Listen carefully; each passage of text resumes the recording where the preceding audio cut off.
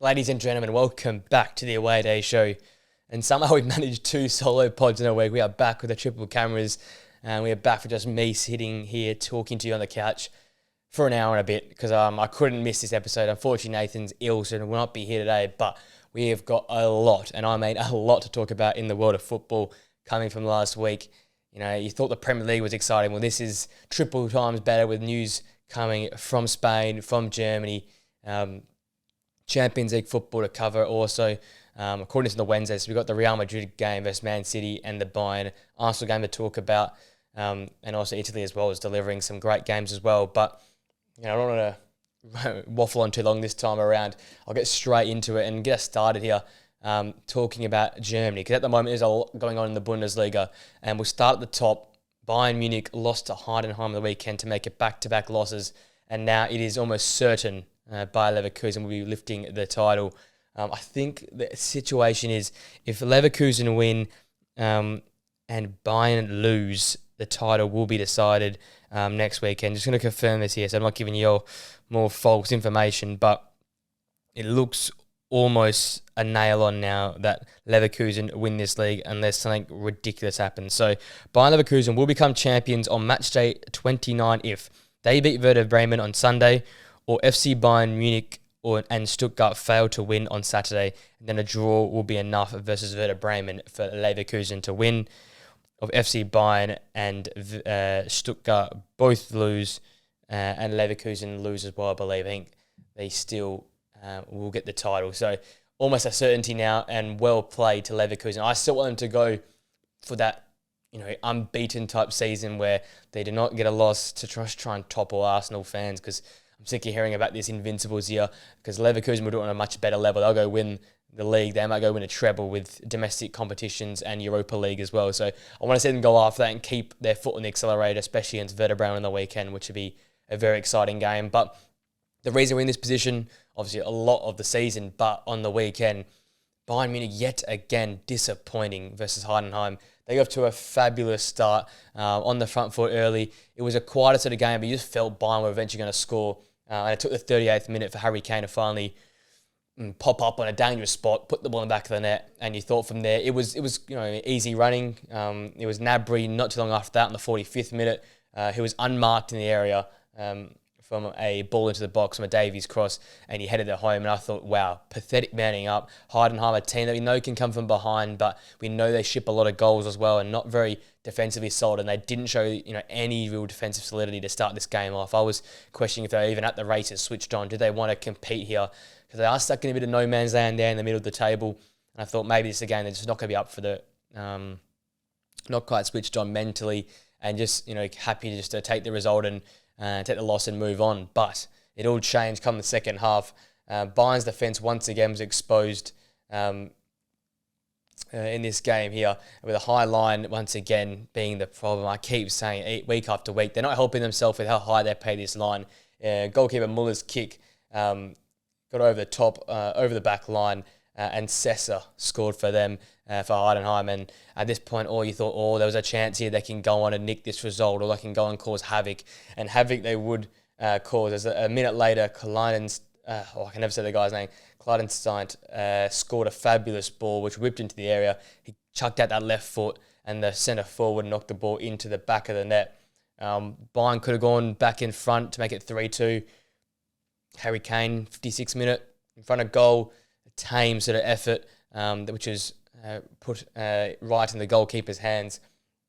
And then it was destined Heidenheim were going to score come the end of the game. The last 10 to 15 minutes building up to this goal was all Heidenheim. They had all the pressure, they had all the momentum, and they kept pushing, and they opened Bayern up with literally 2 simple through passes. It split the defence apart. There was defenders running everywhere, zero balance and contribution from the midfield.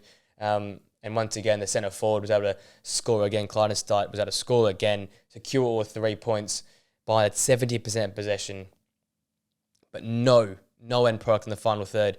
And once again, the defence was exposed. I keep saying it.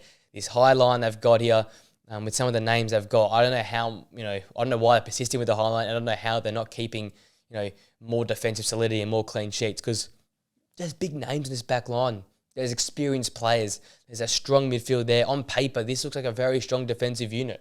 Like I mentioned the names, you've got the likes of Joshua Kimmich back there, Kim Min-jae, and others as well. This back line is super solid on paper, and you think the amount of goals they're conceding and the way they're conceding goals in this game here is directly from a goal kick with 2 passes to break down their back line late in the game. You're thinking, why is this going on for Bayern Munich? This should have been happening. So Sessa's 50th minute goal just came from a long ball. Clyden's first in the 51st minute came straight basically from kickoff. And then his 79th minute goal, which ended up winning the game, was basically 2 passes that split that back line open. And you look at the back line, Joshua Kimmich, Upamecano, Kim Min-jae, and Alphonso Davies. Like, come on. You can't tell me that's not one of the best defences in the world. Kim Min-jae coming into the year was probably one of people's favourites for, the best centre-back in the world, probably top 3 centre-backs in the world.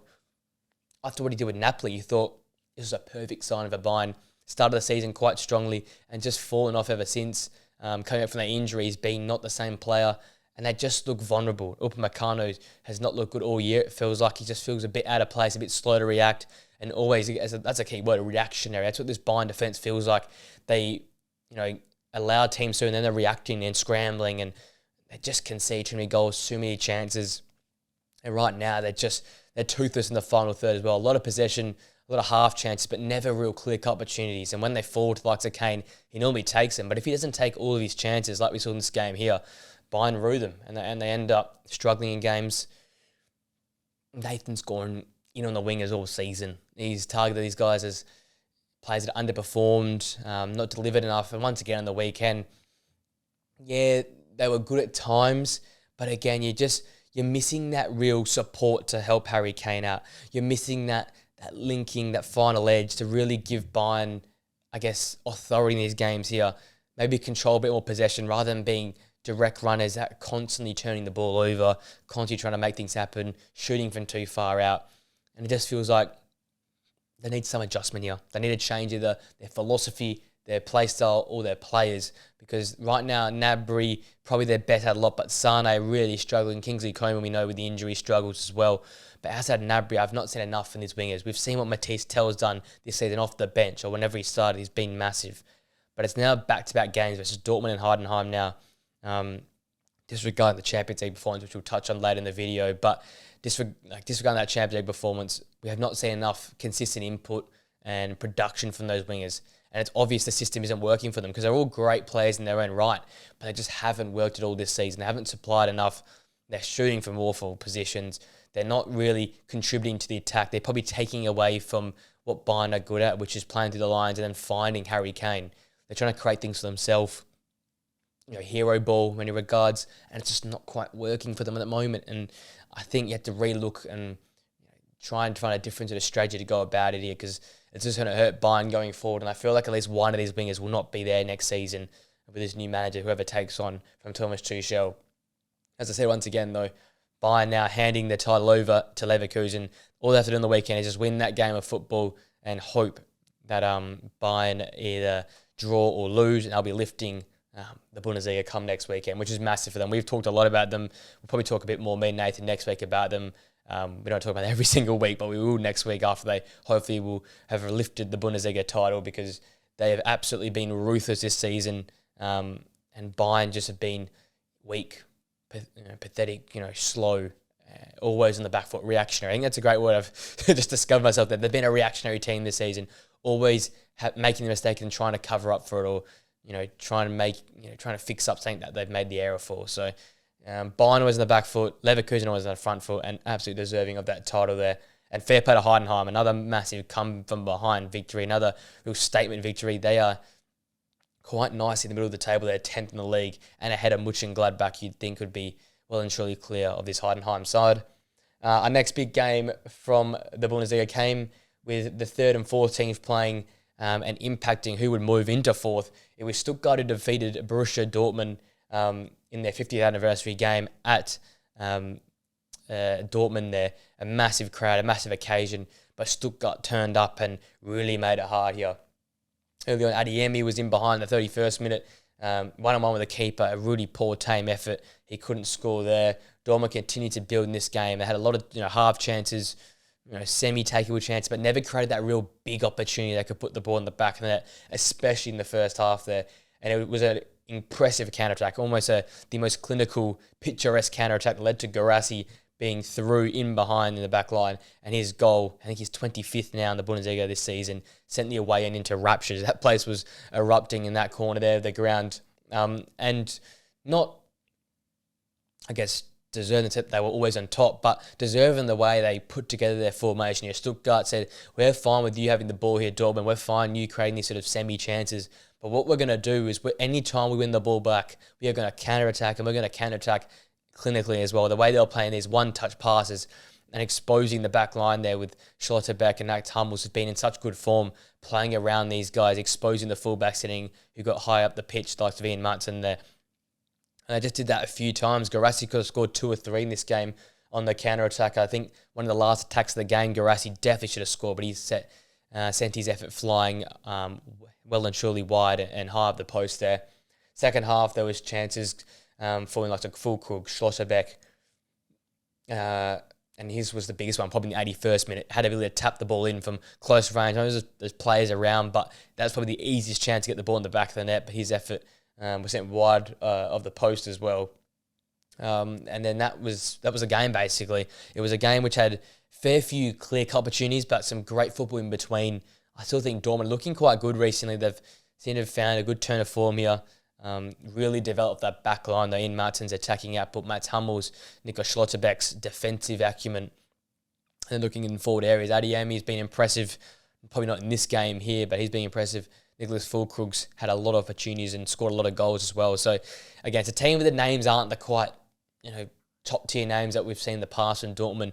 And as such, we've seen this season, they've been up and down. They had a really slow start of the year on the back of that title charge last season. But promising signs are there. I think we can see that it was a disappointing result here, but Stuttgart's been that team this season. They've been that team that's very hard to beat, and they're so good in front of goal. They don't miss many opportunities. And Sead Guirassy this season, boy, I've been super impressed with what he's done. We're going to have a combined a top 10 strikers list this week. We're going to delay it to next week now when Nathan's back. But hint, I have him in that list there, and among some big names. Who would have thought coming into this season, Sead Guirassy could be the player pushing Harry Kane for the golden boot. He's been someone that, like in this game here, can play on the counter-attack because he's so clinical in front of goal. You put balls into the area, he's a great heading option. He's got a powerful finish with that sort of low backlift. He gets so much power in his shot, and he knows where to be at the right times, and the goals, follow that. I think these stats this season have been superb. I'll just get them up for you now. I just can't, you can't really see where it's going to come from. It's been a few good years, but nothing spectacular. But then this year, just explosion. 22 games, 24 goals and an assist. So 25 goal contributions in 22 Bundesliga appearances. Constantly a threat. They're a big sort of target as well. And it'd be interesting to see if teams go in for him and try and get him a move. I doubt he will leave the Stuttgart side that is now Champions League bound. But, fair play to what he's done this season. Him and Undav have built quite a dynamic duo up top there that is super dangerous with pace, precision, and that clinical edge in front of goal. I think that's the difference with a lot of teams in the Bundesliga. A lot of teams have missed opportunities in games. This Dortmund game here, missing opportunities. Leipzig, a team that creates a lot of chances and scores a lot of goals, but in many regards concedes a lot of chances. But Stuttgart's the happy medium. They can play on the counter-attack, they can play in possession, they can score and create in many different avenues. They've got clinical finishes and pacey finishes, and they've got a back line that, yes, they can be very aggressive, like some Mittelstadt push on, and a real want to get forward. They're a team that like to play on the front foot, but they can definitely just revert back to playing a bit more pragmatic and defensive. We saw that in this game versus Dortmund.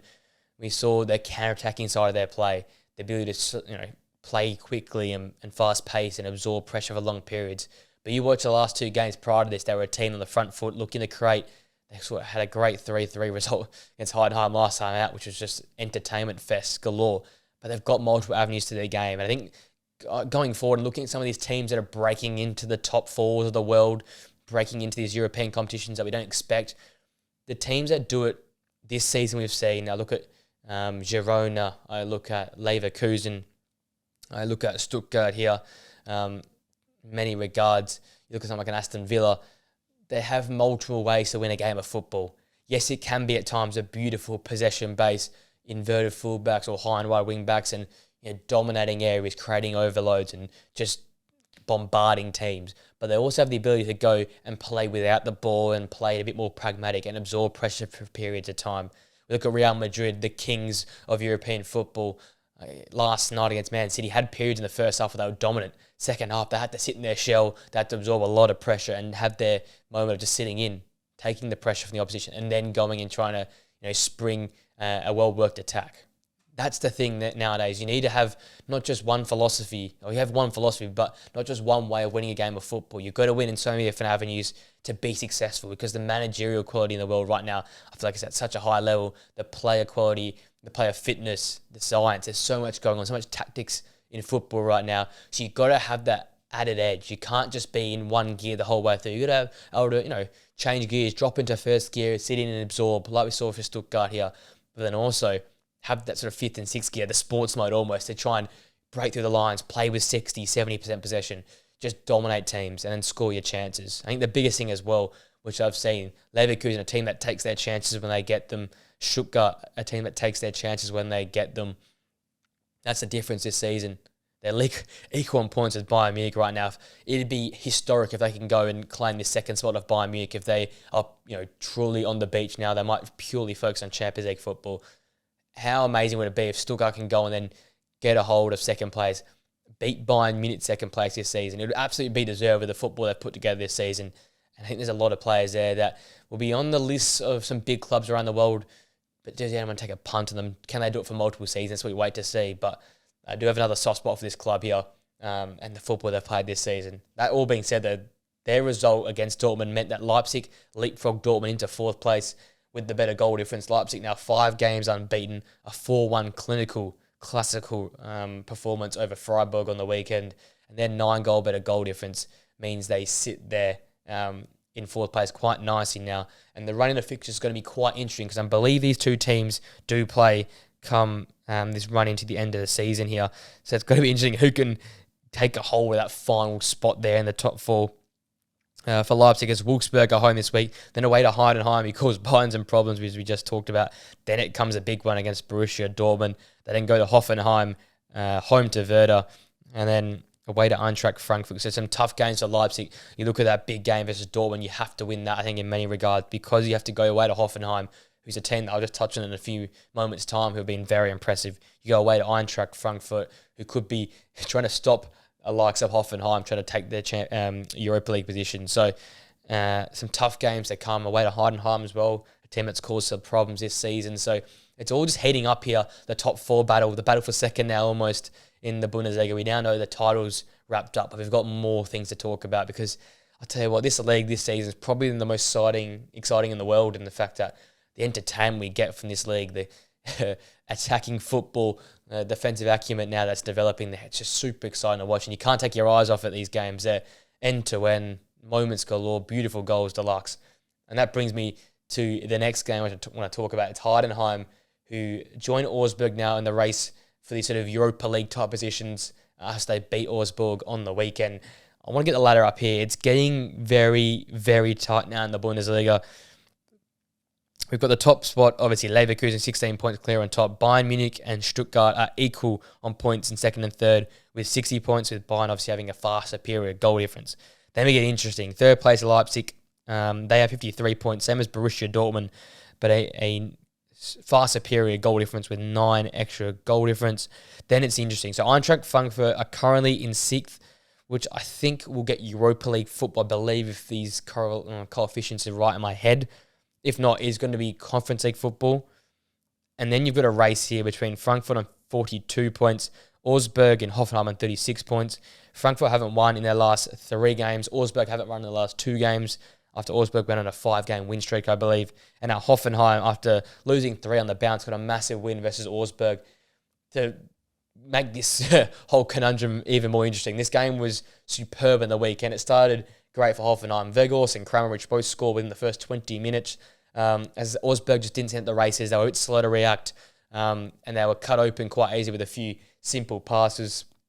Mistakes in the possession, slow starters, a bit of almost heavy legs. It sort of felt like for Augsburg. They weren't quite at the races early on, and Hoffenheim had a few more chances. Maximilian Bayer could have gone and scored a third early in the sort of first half an hour. But after this, Augsburg got back into the game and flexed their muscles, attacking style of football. Once again, peppering the area, creating a lot of chances. Angels, Peterson, both creating some big chances. Peterson from that wing-back position, someone to look out for as well. A very exciting type player there. And it finally led to the goal coming in the 61st minute. The centre-forward, Demirich, once again scoring cross from Titi's strike partner. He tapped the ball home from close range. And we had a game in our hands, 2-1. I thought, maybe this game could swing back in Augsburg's direction. Could they take control here of this battle for this Conference League position? However, it was a massive effort from Weghorst in the 80th minute to head a ball off the line that was destined to head the back of the net for Augsburg to keep Hoffenheim in front. And that would be a pivotal point as Beebe would come off the bench and secure all 3 points with his 90th minute goal, running in behind the back line, smashing the ball, roofing it into the back of the net and securing a massive 3-1 victory for Hoffenheim. And as I said, now it all gets very interesting in terms of who qualifies for the final Conference League or a Europa League spot. With how it all works out. Again, level on points right now. It's going to get very tasty with these teams finishing off the season. They've all had great runs of their own in the past 2 months or so, but with some interesting games to come, it's going to be difficult to see who can sort of take a hold of this position here. You start with Eintracht Frankfurt first, who have been sort of holding this position for a while, but they've got some tough games to come. Obviously, the first one being away to Stuttgart, who will look to be continuing their great pace of form, and then they go and host Augsburg, which will be a massive game for this battle for this final, so 6th spot position here, away to Bayern Munich, then at home to Leverkusen, away to Mönchengladbach, and then finishing the season at home to Leipzig. So out of those games, they could win none of those. The way some of those teams are playing in the football, all those teams are playing. You look at Augsburg's fixtures to come. Theirs, I'm pretty sure, is much more winnable.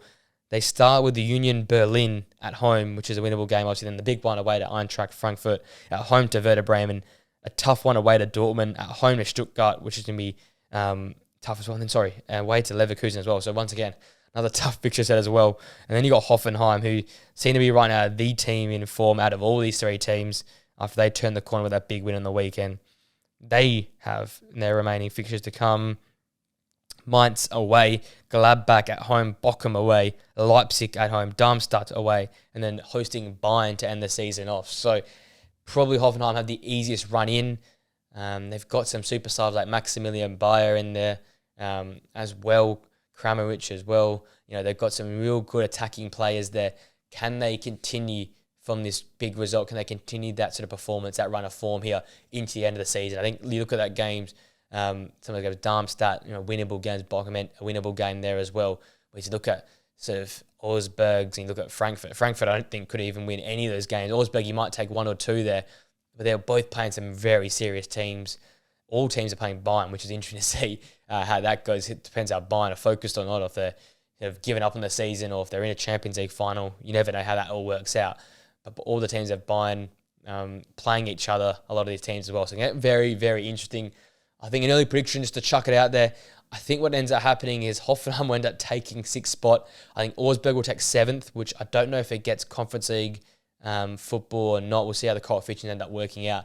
And I think Frankfurt drop all the way out to 8th place. Again, it'll be nice and tight. I think it'll be within a few points of each of these teams here. But I think with the Hoffenheim fixtures and the confidence of this performance, I think they'll push on now and go and create some history here this season and try and get some European football for next season. So it'll be very exciting to see. If you're just a casual fan, keep your eye out in the Bundesliga. It's going to be very exciting for the top 4 race and for those final European positions. Now, we're supposed to have the top 10 strikers in this part here, but we're going to skip that this week.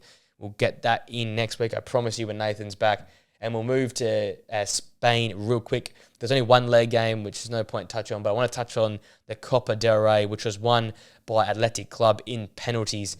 Boy, this was an exciting affair as well. Mallorca, who end up losing this game, they have been an underdog this season, but very impressive.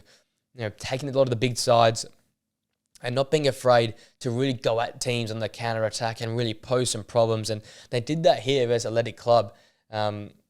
early pressure from then, the 21st minute, Danny Rodriguez, after repeated shots were blocked away, deflected away, finally fell out to him. He found the back of the net.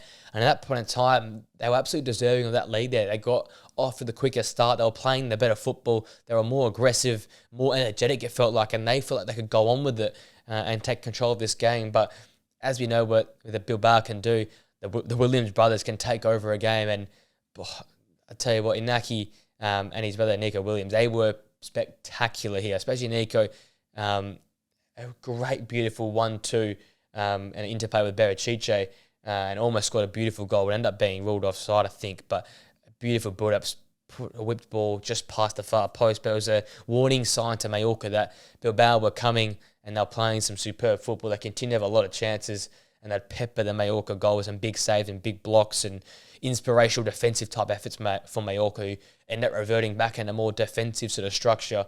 The equaliser ended up coming through Ojan Sanchez in the 51st minute there, and it was definitely deserved there. After the first 30-odd minutes, it was all Bilbao, and that was about it. It almost felt like a 100% chance that Bilbao were going to score a goal at some point. It was if how long could Mallorca hold on, and it wasn't much longer. It was in the 50th minute there. The game was then sent to penalties. It sort of dwindled out a bit. Both teams sort of almost using all the energy a bit earlier. I felt like it was a game drained of energy and starved of real intensity come late in the game and added time and extra time as well. So we went to penalties. It was Manu Molanes and Nemanja Aranic who missed consecutive penalties, the second and third penalties for Mallorca. And Ramiro scored the fourth deciding spot kick from Bilbao to win the penalty shootout 4-2 and secure a massive trophy. The first for Ernesto Valverde in his second spell here in charge of Bilbao. Obviously, he won 4 trophies at Barcelona, the Super Cup, the Copa del Rey, and 2 league titles in back-to-back years there with Barcelona. I think he's a very, very solid manager. Obviously, since Barcelona have changed hands a lot with the managerial control since those sort of 18, 19 seasons, and they've really struggled out to the last year with Xavi. So, obviously, clearly he's a superb manager and gets the best out of your teams here, and it could be a phenomenal finish this season for Athletic Club. Obviously, a chance for top 4 at the moment as well, fighting Atletico Madrid for that position there. If you can get a top 4 finish at Copa del Rey, that's a very successful season for Valverde and his side here, and definitely a contender for one of those managers of the season alongside Michel, obviously, Ancelotti. I guess you have to put Xavi in there the way he's turned his side around, but very, very impressive the way they played their football this season. Obviously, Nico Williams is the star of this side. They do have some solid players around him, but he stands out as that guy who just creates stuff out of nothing. You saw in this game here, especially early on when they try to swing the momentum back their way. It was all on the back of Nico Williams. His change of pace, the drop of the shoulder, the quick feet, and constantly finding a way to get a shot on goal. That's such a massive skill in his game. He always tries to find avenues, try and get the shot off, test the goalkeeper, and we know if you keep doing that, you're eventually going to score. And his stats this season, we touched on it last week, now wingers list there, coming off that left-hand side there, his assist numbers have been ridiculous as well. And that's something that is exciting to see, because as I said last week, players like this, these young players, they always have these explosive moments and they can create and score for themselves, but not many can facilitate for others. And the 3 goals, the 8 assists in La Liga goes to show that yes, he can create for others and he has that facilitation and that final end product to find his teammates. And it was massive in this game here and will continue to be massive for them come the end of the season if they can try and secure a top 4 spot. But respect to Athletic Club and Ernesto Valverde. They secure the Copa del Rey, obviously, without any of the big boys in the final, but it almost feels like it ends that way each season, that one of the sort of Athletic Club, the Betises, the Sevillas of the world end up in these finals, and they always seem to get through. So fair play, massive win, 1 trophy for the season, successful season. Can they make it a superb season by going and getting Champions League football there with the top 4 spot? Because you never know. Right now, Atletico Madrid is just a little bit off the pace and just not quite at the races, and most likely they'll make a Champions League semi-final. They're going to be very focused on that. So can they just sneak in, capitalise and get this Champions League top 4 spot for next season? Because that would be a 10 out of 10 season from Valverde. That's all we sort of have for Spain this week. We'll jump to Italy here and a lot to talk about. Starting with the derby, the capital derby, Roma, Lazio. Roma left with a massive 3 points here in this charge for 4th place. It was the leader, Mancini, coming up with a powerful header in the 42nd minute to win the game for them. And it was a sort of strange game. It felt like a derby. Not really much clear opportunities. There were a few sort of ugly moments in the game where both teams were sort of willing to play without the ball and sort of suffer a little bit. And it wasn't the greatest watch of all time. Lazio only managing one shot on target, so fair play to Roma. They really made it hard for Lazio to get any click opportunities, and they deserve this result in the fact that they created a fair few chances. El Shaarawy, obviously Mancini, Lukaku had a few half chances, but they starved Lazio of any real opportunity to threaten the goal. I don't think there was much for Rui Patricio to deal with at all in this game here. And a massive win for Roma, who, again, a few weeks ago I said this, I can see them going up and down. I change my opinion each week, but last few weeks I've been saying, without Dybala, can they really create and be a dangerous side? Probably didn't fulfill that this game here. They probably weren't at their creative best or really dangerous. But again, like I said early on, they've got the other side of their game here under De Rossi to play a bit more structured behind the ball and be defensive. Obviously, the premise is still there. You can still see it with this Roma side as a freedom to express yourself and go forward and play in those little tight areas. Pellegrini, El Shaarawy trying to work with Lukaku, trying to feed Lukaku. Paredes oftenly wandering forward and creating no chance there for midfield. It's just that without Dybala, you lose that X factor. I think that's where Roma have to go next season, how they develop this side. First, hopefully they can try and get top 4 football, Champions League football back in the biggest European competition, and then try and draw in some of those great talents, those X factors. Napoli have had a poor season, but look, they've got Kvaratskhelia, they've got Osimhen. For Inter, the likes of Alexis Sanchez, Lautaro Martinez, Thuram, Mkhitaryan, these X-Factor type players that can change a game. Juventus got Vlahovic. So right now for Roma, it is Paulo Dybala, but he's not getting any younger, as I said the last few weeks. Can he add a real dynamic type striker in there? Can he get across Joshua Zirkzee there to Roma if they qualify for top 4 and Bologna fall out? Or can you get Yorkins there from Sporting Lisbon to come across and join Roma? Can he pull one of those massive big cards to get them at Roma, get them and try and make Roma the top club in Italy? Because I think defensively there's enough structure, there's enough quality in that defence. The midfield can do with some bulking up, some creative players. But if Dybala is joined by another quality forward or winger, it allows him to drop in and purely play as a number 10 and create from midfield. He can become a facilitator once again instead of just a goal scorer. You get another striker to replace Lukaku, maybe another box-to-box midfielder, allow Dybala to play at the 10, and then you use these wingers that you currently got. It's a dangerous side, probably not title winners next season, but definitely a team that can cause some problems in cup football, can beat the big boys, can take it to Inter and AC continually. And that's what you want. I think that's the natural progression here for Roma. I think they've well and truly going to stick with Daniel De Rossi. He understands the club. He understands what it's all about in the city. And winning this result, you told on the weekend, he didn't show much emotion. He was really locked in. He was very focused for this game. You could tell what it meant to try and beat Lazio. And in the end, that massive result helps Roma's season out because Bologna only managed to draw to Frosinone. And now it gets very interesting for Serie A table. So here's the table here. Again, each week it feels like I'm changing my opinion. Juventus got a massive 1-0 win, which means at least they don't drop into this debate once again. But 4 points clear Bologna, 62 points Juventus, 58 points for Bologna, 55 now for Roma. All in equal games. Atalanta slip away a little bit, which I'll touch on them in a minute. They're a game behind Roma and 5 points behind Roma. So if they win their game in hand, it even gets even more interesting for that Europa League position. Obviously, AC and Inter look well and truly clear as the top 2 teams this season. But once again, with a few games left, 5 games left, 7 points separating Juventus and Roma, you never quite know how these 3 sides will end up lining up come the end of the season.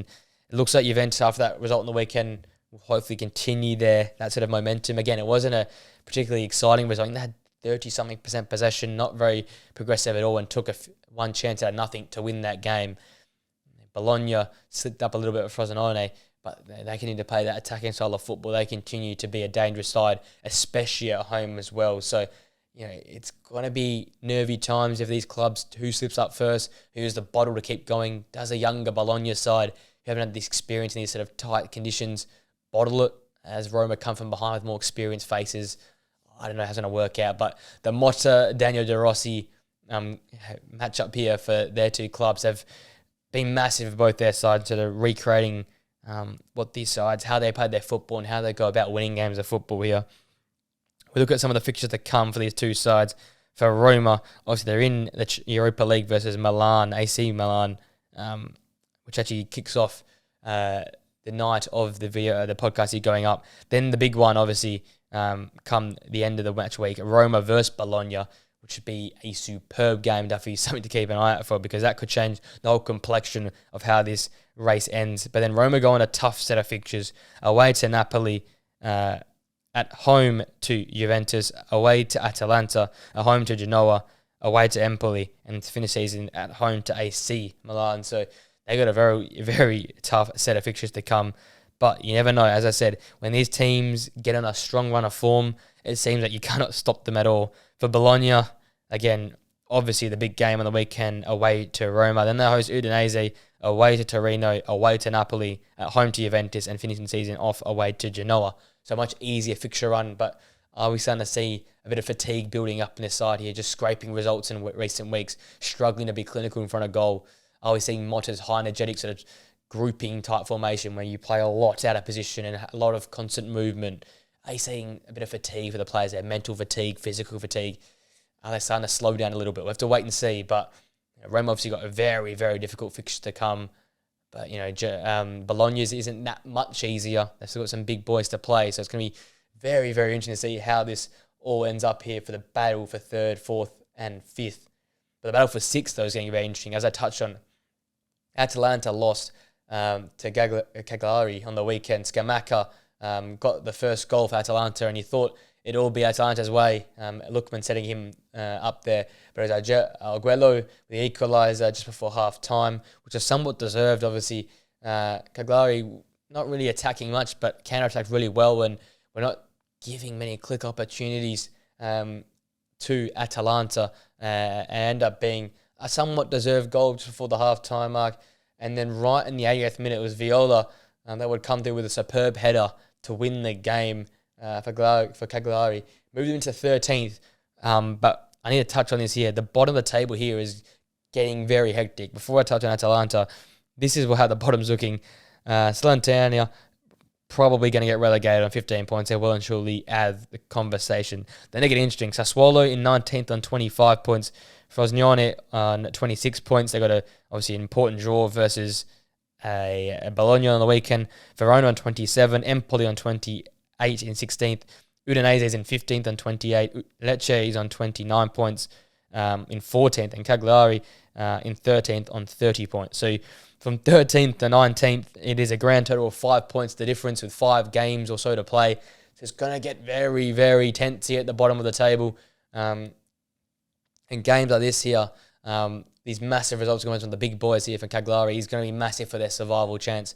Does that give them the momentum to stay out? We're going to keep a close eye on that relegation scrap for the next few weeks from Serie A. The relegation scrap, the battle for 4th as well. That's what we're going to be keeping our eye on. But also need to keep an eye on the race for 6th, because Atalanta slipped up here. They had a chance to join Roma in that group trying to push for the top 4. But this loss here really hurts Atalanta, because Napoli won 4-2 against Monza on the weekend. Obviously, Monza's a very hard team to play, especially away from home. It was Juric open the scoring with a strong head in the 9th minute for Monza. And you thought, well, they could do it again. They've beaten AC Milan. They've caused them problems for the likes of Bologna and also the likes of Inter Milan. You thought, could they do it now to Napoli, a side that's been very inconsistent in recent weeks? Big performances in some games, real big drop-offs in others. And I thought, this could be another slip-up here, possibly, for the champions of last season. But it was Osterman with a towering header once again, not too long after, to equalise just after half-time. Zangbo and Guisa whipping the ball into the area. You would have thought he'd turn facilitator for Osterman from the wide area. And then 2 minutes later, it was made 2-1 with Politano. And what a volley this one was, coming onto the ball and smacking it into the top corner. The most unsavable effort. And I thought, we've seen a lot of great goals in the last few weeks from the Serie A. Bologna last week had 2 beauties. And I thought, this is up there with it. But then it was almost bettered by Zielinski in the 61st minute, not too long after, merely minutes after that first goal went in, with a long-range effort coming in off the post and the crossbar, I believe, into the back of net. Absolutely blasted that ball home. And the goals are getting better and better. So that put Napoli 3-1 up. Colpani then produced a superb curling effort to keep the game interesting at 3-2. And then after a 7-minute wait from the previous goal from Colpani, it was Raspadori to come off the bench. He got on the end of a parried effort to put the ball back in the net, secure all 3 points, and a superb second half effort there for Napoli. Back to Napoli's exciting best, attacking best. Some beautiful goals, some real progressive football. The second half, probably some of the best football we've seen this season for Napoli in terms of continuing in the front foot. And that little 5-10 minute spell that they had. So just to make sure I got the times right here, they conceded in the 9th minute. Then it was Oshman in the 55th minute, Politano in the 57th minute, Zielinski in the 61st minute, Raspadori in the 69th minute. So for 14 minutes there, they piled on 4 goals. Some of the most beautiful goals you'll see. And it just was the quality we're used to in Napoli now. That's what we saw last season. That sort of type of football. Really high energy, high paced, beautiful goals. And just relentless attacking football that's impossible to defend because Monza tried their best. They were very compact in the first half. They really denied Napoli any real opportunities in the first half. Come the second half, though, good luck. Good luck stopping the Napoli side. Not even in the Inter side, I reckon, could have stopped that from Napoli. It was beautiful goal after beautiful goal. It was well put together football and great build-up play and absolutely deserved that 3 points there. And that now, once again, I don't know why I keep doing this, but each week I start questioning, are Napoli back in the equation? Are they not in the equation? Last week I said they weren't. This week they might be. Atalanta drop a big 3 points to a relegation candidate. They're in 50 points with 30 games played. Obviously Napoli played the 31 game, but only 2 behind on 48 points. So 2-point difference. I know Atalanta have a game in hand, but as I say all the time in these podcasts here, these games in hand don't mean much to me, to be honest. And it's the points you're on, and you take it from there. You can't just be, giving out 3 points for hypotheticals. You've got to win these games of football. And right now, as it stands, the pressure's on Atalanta to convert and win the next few games to make sure that Napoli can't close that gap. So I think Napoli here, we've seen over the last month or so, 2 or 3 good performances, a few drop-offs. If you can try and limit the extent of the drop-off, there's not as much of a big drop from your best football to your worst football. We could be seeing a very exciting race here for that 6th spot in the league here as well and trying to secure some sort of European Football Cup next season. Atalanta probably deserve it, be more the consistent side, produce the better football over the season, but Napoli, in big moments, big players, they seem to just rock up and do the job. This is what we were used to last season with Napoli. So it's going to be very interesting to end the season off. Can Napoli bridge this gap? Can Napoli cause problems for Atalanta? And I'm absolutely here for it. We've got a top 4 race. We've got a race for 6th. We've got a relegation scrap between 7 teams. It's awesome. The Serie A this season is delivered as well. If I had to rank them on excitement, I think I still got the Bundesliga, but Serie A not too far behind, obviously, as well, because it's delivered so much this season. All right, we're coming towards the back half here of the podcast. Obviously, a shorter one this week without Nathan, without our top 10 list. So our education corner of the week, the 5 things this week is 5 of our favourite games. It's going to be a really nice, wholesome segment. Bit different now, it's just me talking to you guys, but it's 5 of my favourite games this season. I've taken 2 from England and then 1 from the favourite leagues around the world, Spain, Italy, and also from Germany there as well. But I'm going to change my list a little bit because of what happened last night. I'll start at the bottom. I've replaced the Italian game, I'm going to go with last night's Champions League game, Real Madrid 3, Man City 3. And I won't touch the game in depth because I'll touch on it later in the video. But boy, was that one just a battle of titans. That was back and forth, 2 big guns going at it, 2 superb managers going at it, and there wasn't much quarter given. The referee allowed the game to play a little bit, through some physicality, allowed it to keep going, and back and forth, beautiful goal after beautiful goal. Man City didn't score a bad goal. The direct free kick from Bernardo Silva, the rocket from Phil Foden off his left foot, and Josko Vardiol. What a way to score your first City goal, smacking it into the far corner as well. And then for Real Madrid to equalise with their 3rd goal was a superb volley from Valverde. And then obviously the magic from Rodrigo running in behind as well. So it just delivered on so many levels. I was so hyped for it, so excited for it coming into the game. And like most times these teams face up, they never disappoint. It was just, for 90 minutes, high intensity, physical, mental, just football. It was just Patrice Evra, I love this game type stuff. It was back and forth, and that's why we love the Champions League, because you get to see the two best teams in the world go at it. Probably the best team in Man City going against the European giants, the aura-driven Real Madrid, who never know how to give up, and that's why we love it. Now, I absolutely loved that game last night. I did have Monza 4, AC 2 as my game initially in the list, but left it out because I had to conclude last night's game. That was ridiculous. Coming to our next game, again, a recent game as well. Ipswich 3, Southampton 2. I could have gone the Southampton 4, Birmingham 3, I think result, for Birmingham 2 result from a few weeks ago. But each week the Championship tends to deliver some of the best games, or the Football League tends to deliver some of the best games of the weekend. And last weekend, boy, was that place bouncing there. Ipswich, in their quest for automatic promotion, have Southampton come to them, one of the more established sides with some of the big players. They go back and forth, they trade blows, and that late comeback winner with two players scoring coming off the bench. That's why you love this type of football. They come from behind, so there's the real energy, the enthusiasm of the crowd. It was just a classic EFL type game.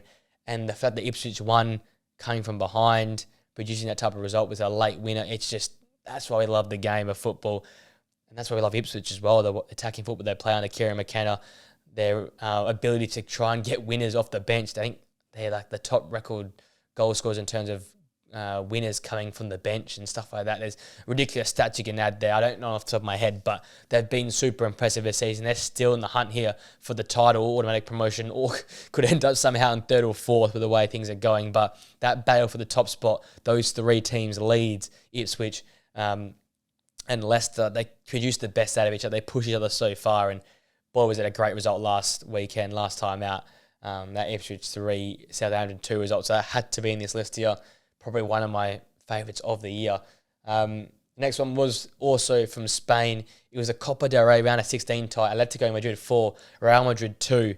After being dismantled in the Super Copa by Real Madrid, Atletico had the last laugh in the Copa del Rey, a team that's caused Real so much problems this season. But this game as well was a classic cup affair, back and forth, trading leads, trading blows, big misses. Real had some opportunities to win it. They exposed themselves at the back. Atletico went on the other end and scored. The limbs, the noise from the Atletico crowd at full time, it had everything. This game had the lot. Big moments, big goal scorers. If I'm not mistaken, Koke popped up for a goal as well. It was just one of those games I remember sitting and thinking, this is some of the best football I've seen in some time. Here we go. Let's go back. They ran a 16 tie. It was Lino Moratta in regulation time. Hossley scored in the 82nd, and then Grease, and then Raquelme in the 119th minute to secure the massive result. But yes, just one of those classic affairs with these two sides. They always seem to put up great performances against each other. And it was a classic sort of affair. 19 shots, 18 shots, 60% possession for Real, 40% for Atletico Madrid. The 12 shots on target for Atletico probably had them in the ascendancy there. But two great managers, two great sides, and one hell of an entertainment fest. And you can tell how much a full time it meant. Obviously, you can see in the 110th, 119th minute, it all flipped on its head quickly for Real after trailing for so much of the game and coming back and equalising and going down an extra time. And you can see, I think, remember at full time, Bellingham and Vinicius clearly being upset. They wanted to go and win it all this season. The league, this Super Cup, the Copa del Rey, and the Champions League. You could tell they wanted to do it all this season, and they fell short there in the Copa del Rey. And I think the way the draw worked out, they might have actually, gone and produced and won this tournament. They won that leg there, but a great performance on Atletico Madrid and one of the great entertainment fests of this season. That brings us to my fourth game from Germany, and I think there's no surprises here. It's Bayer Leverkusen 3, Bayern Munich 0. A superb performance by Xavi Alonso's men, absorbing pressure at times. The introduction of Nathan Teller to catch Bayern Munich off guard. The way that Bayern just knelt down and obliged to what Leverkusen were doing by changing their formation to match Leverkusen. The big players like Frimpong coming off the bench, scoring that impressive long-range goal. Grimaldo's effect. Florian Wirtz running amok. I couldn't vividly see it at this point in time. That goal going for Frimpong, the limbs, the excitement. It was the handing over of the guard. It felt like the handing of the torch. It said that Leverkusen are the team in the Bundesliga, not Bayern anymore. That's what it felt like. Bayern just knelt down and said, we'll try and match you or not lose to you because you're like Leverkusen, you haven't lost this year. I think that gave them the confidence to keep going because you slip up there. I'm not saying they would have dropped off, but there's some worry in this group. There's worry if they can get it done, they can surely hold on. But they get a massive clinical 3-0 victory. Bayern never looked likely. And that then led to what's happened now where Leverkusen are one game away from lifting the Bundesliga. So one of the more exciting games, probably not, but one of the more entertaining games, absolutely. The storylines, the moments, and the way it was won. And at that place, it was rocking. The Bay Arena was absolutely going crazy. And the final game, I wanted to save it for Nathan being here on the couch, but I had to conclude it. Soft spot for me. I'm a Man United fan, so I went with the 4-3 win over Liverpool in the FA Cup. Talk about drama. This was crazy. This might be everyone's favourite game of the year. For Chelsea fans, probably their win over us, that 4-3 result. But I tell you what, wow. Just wow. This one had it all. I thought there was Amad Diallo to win the game as well on a counter-attack. The fact that United had almost zero chance going into this game. Liverpool trying to do the treble for Klopp. Liverpool dominating possession, dominating the football. United Rashford missing on the edge of full time there to try and win the game in regulation time. The fact we went down in extra time and then scored 2 to equal, level up and then going to win it. It just had it all. Old Trafford was buzzing. You obviously got the clip of that young 10-year-old crying when the ball goes in the net. It was classic English football. It was classic FA Cup football. And it was classic rivalry. It was United, it's Liverpool, it's the big Northwest battle, and absolutely delivered. And yeah, one of my favourite games that I've experienced live, especially considering how bleak this season's been for us United fans. And that full-time whistle goes, the roar, the moments, the performances of some of those players on the pitch as well. Like Harry Maguire, Bruno Fernandes, the fact we had no real centre-half on the pitch at the end of the game there.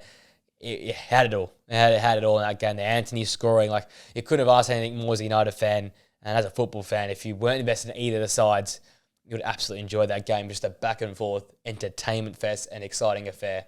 But that being said, my 5 games have gone for my most exciting, my favourite games of the year. Last night's 3-3 draw between Real and Man City. Ipswich Town's 3-2 win over Southampton. And 2 weeks ago, Atletico Madrid's 4-2 win over Real Madrid in the Copa del Rey round of 16. Bayer Leverkusen's 3-0 win over Bayern Munich in the league to basically give them one hand on the league title. And then a few weeks back, United's 4-3 win over Liverpool in the FA Cup quarterfinals to secure a spot in Wembley. Massive games, huge games.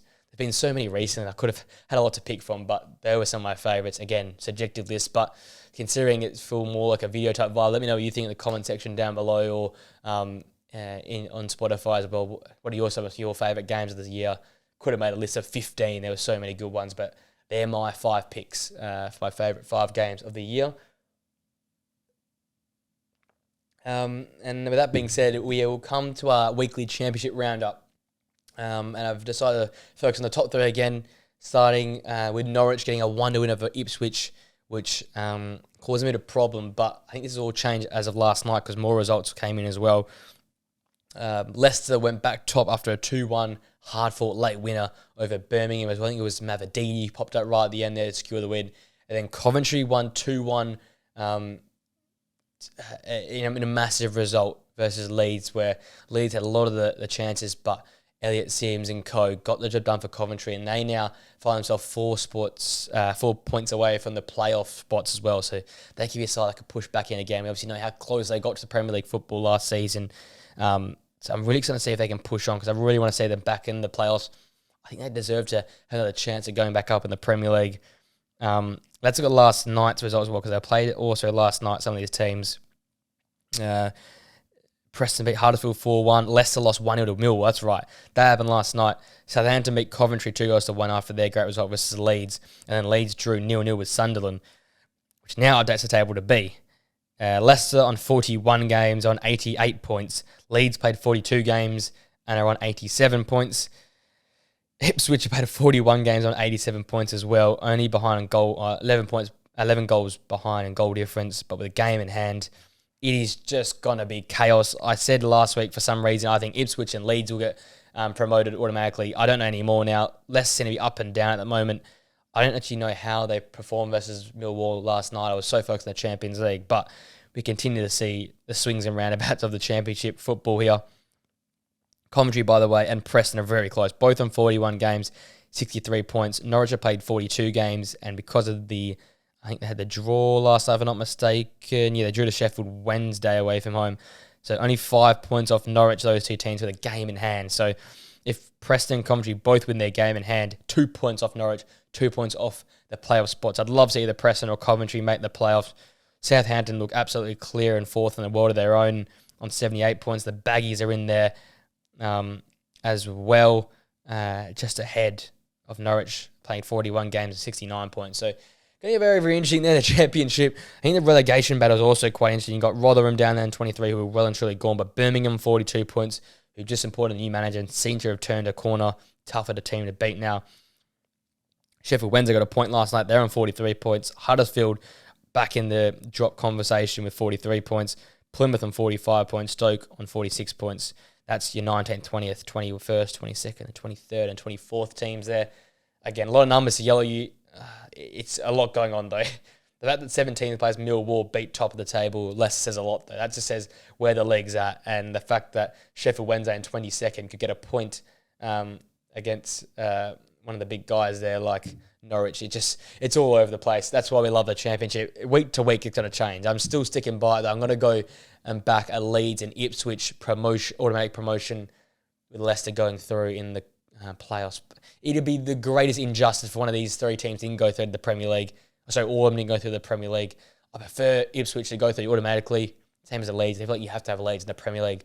But if Coventry or Preston are in the playoffs, I'd rather them go through than Leicester. But Leicester are so good, they'll find a way to get it done. They play some superb football. But just question marks if this, expressive front-footed style of football is going to keep working in the Championship. Obviously, I talked about a fair bit being more like some of the big clubs around the world in the terms of, aggressive, possession-based, breaking through the lines. But it hasn't quite worked in recent games. You think it's going to fall apart.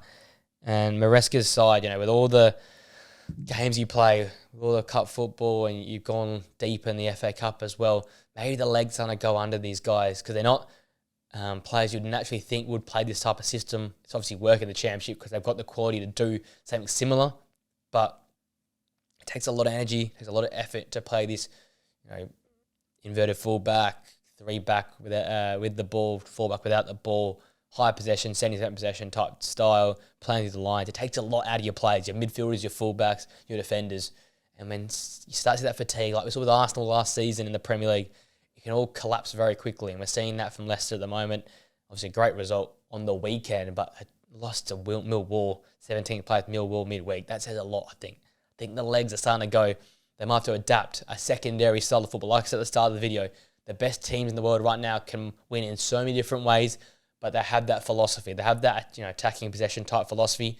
You don't have to win like that way every single game, especially when you're playing, 44 games in a season in the Championship, plus cup football, plus the quick turnaround. I just think maybe Leicester have to adopt a different style just to get the job done this season and secure automatic promotion, because right now it's just looking a little bit shaky there for the Foxes.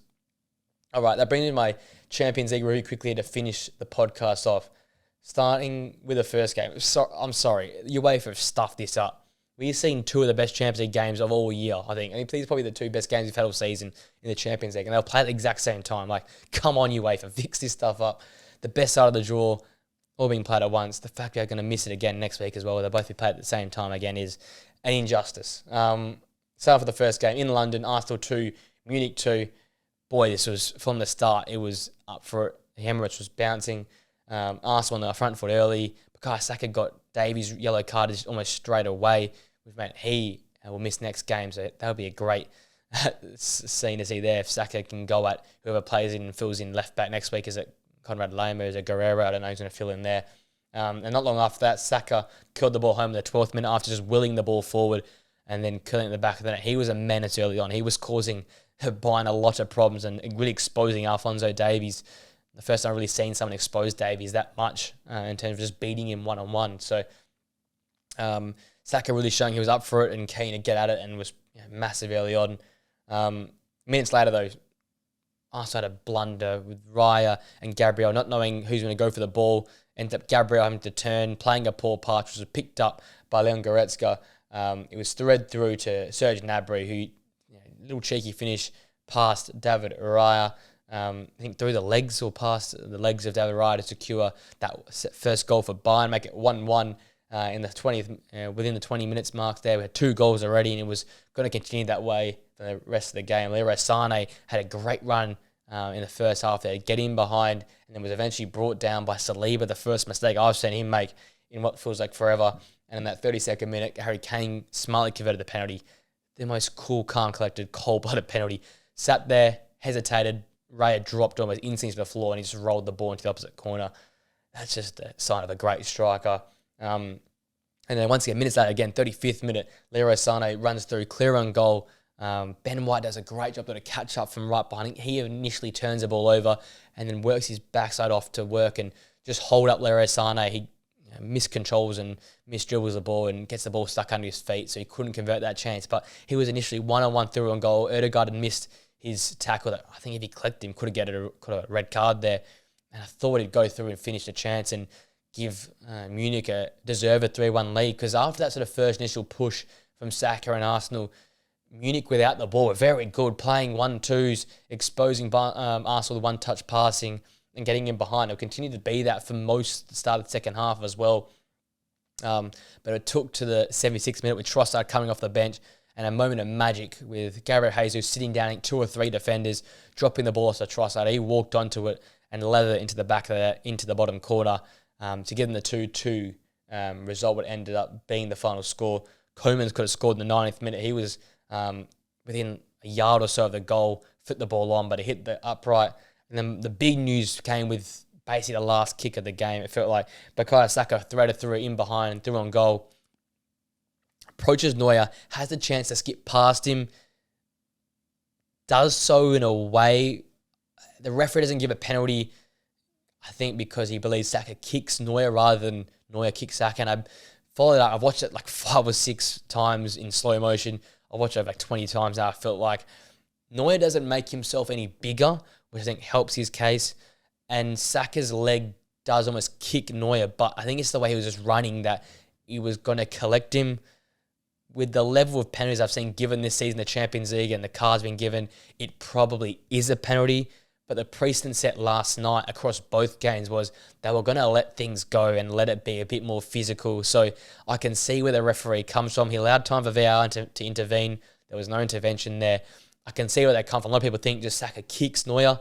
I can understand. I think he was just running uncontrolled that he ended up kicking him. But I think the reason why I do not think is a penalty now, I've changed my opinion, is that Neuer does not make himself any bigger. He comes out and then just stays where he was. Didn't reach or lean or chuck a leg out. He stays where he was. Saka ends up accidentally collecting him, which can be given a penalty. I'd be fine with it being a penalty, and I'm fine with it not being a penalty. I don't believe Saka actually kicked him. I'm not going to buy into that rubbish. I'm not going to buy into it was a dead set blatant penalty. I'm really sitting on the fence here, but I can see why it wasn't a penalty. Looking back with all these slow-mos that I've seen, I wouldn't have given it a penalty. I think despite it being accidental, Saka has inflicted the contact and Neuer hasn't made himself bigger. So I think the right decision was made, but at full time, Saka was furious. And I've seen the guy so angry and upset in my life. I think partly because Arsenal thought they could have got the job done here. Bayern a team down and out. As I said at the start, at the top of the podcast here, they struggled the last few games, beaten in back-to-back Bundesliga games, exposed by Heidenheim, and Arsenal couldn't expose his Bayern back line. Eric Dyer comes to the side. He actually had one of his better performances. Matthias de Ligt in the back as well. And Joshua Kimmich had a great game. Alphonso Davies had a tough start, but developed and worked his way into the game. And Bayern just made themselves hard to get past. Little of the ball, I think they're 45 or 40% possession, so they didn't have much of the ball. Their one-touch passing to try and counter-attack, though, was such a threat. And even though they'll be at home, maybe I can see them trying to use that formula once again to beat Arsenal in the second leg. I think that's the way they get past Arsenal and win this affair. So I touch it much more in depth in my predictions come next week, but that's the way I see them winning this tie. Because I also think they are the better football side there, the more informed side. But like we saw around Christmas time, you sit back and you be compact, and Bayern Munich got the players to be compact and be tough to get through. if you can just deny Arsenal enough chances, they get frustrated, they throw numbers forward, and you can expose them. And Bayern, once again, have got the players that play that one-touch, counter-attacking style of football. And if you want anyone running in behind the back line, it's Harry Kane. And if Leroy Sané and Kingsley Coman perform like how they did last night with Serge Gnabry, those three there were at their very best. I had to go at them at the start of the podcast for their poor performances in the league, but this Champions League performance was top tier from these guys, working their socks off defensively, always being available in the counter-attack to be an attacking outlet, and yeah, ridiculous type performance from those guys. All respect to them. They produce one of the best performances I've seen from all of them for the season. So that's why Bayern stayed in clinical moments. They had the answer. They were so defensive. They gave Arsenal barely a sniff. It was that moment of brilliance from Saka early on with his killing effort, and a moment of brilliance from Gabriel Jesus to feed Trossard to get them the result. Outside of that, Arsenal had little to no chances. So Bayern defended well, Arsenal frustrated. How does it work in the second leg? I see it going very similar. It's just who can take their chances to win the game. And that's because you've got two great teams going at it. And the next game was the game of the year in many regards. Many people might see it like that. I was watching this game. I was invested from minute 1 to minute 90. Incredible. The first 30 seconds, Tchouaméni gets a yellow card. He missed the next game. That was just a standard set. It was physical. It was into it. And then from this free kick, Bernardo Silva scores directly. Lunin caught out, being at the far post. Only one man in the wall. No one behind, being the drafter or the blocker. From way out, Bernardo Silva drills into the far corner. Luna probably got on a little bit better. He gets there in the end. He's a bit of a soft hand though and lets it roll into the back of the net. But City were up for it from the start. Obviously knew they were going to be up for it, but I thought Real Madrid at home, needing the big result early on, I thought they'd start the better side. After that goal though, Real Madrid back on top. A dangerous attack. Danny Carvajal getting very far forward.